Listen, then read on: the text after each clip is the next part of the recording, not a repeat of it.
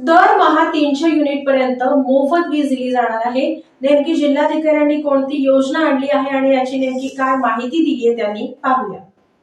PM Surya Ghar योजना ही भारत सरकारने सुरू केलेली एक महत्वाकांक्षी योजना आहे।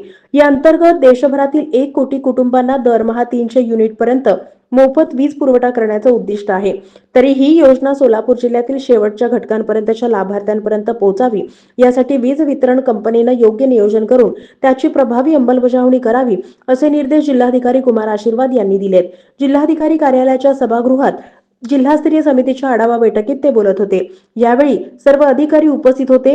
जिल्हाधिकारी आशीर्वाद म्हणाले, पीएम सूर्यघर योजना अंतर्गत महावितरणच्या पोर्टलवर अनेक अर्ज प्राप्त झाले असून या अर्जांना महावितरणने मंजुरी दिली आहे।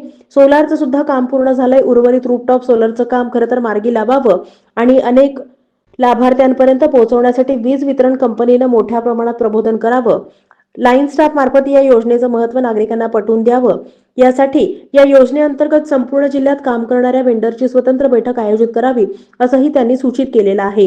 याचबरोबर एक स्वतंत्र बैठक या योजनेच्या अनुषंगाने घेऊन या योजनेअंतर्गतची प्रकरणं विहित पद्धतीने त्वरित मंजूर करण्याचे निर्देश जिल्हाधिकाऱ्यांनी दिले आहेत। प्रारंभी वीज वितरण कंपनीचे अधीक्षक अभियंता सुनील माने यांनी पीएम सूर्यघर योजना जिल्ह्यात कशा पद्धतीने राबवली जाते याविषयी माहिती दिली। पीएम सूर्यघर योजनेविषयी पंतप्रधान नरेंद्र मोदी यांनी 13 फेब्रुवारी 2024 रोजी याची घोषणा केली आहे। आतापर्यंत अनेकांनी याचा लाभही घेतला आहे। योजनेचा शेवटच्या घटकापर्यंत प्रचार करण्यासाठी सगळ्यांनी महत्त्वपूर्ण ते सहकार्य करावं असं आवाहन सुद्धा करण्यात आलेलं आहे।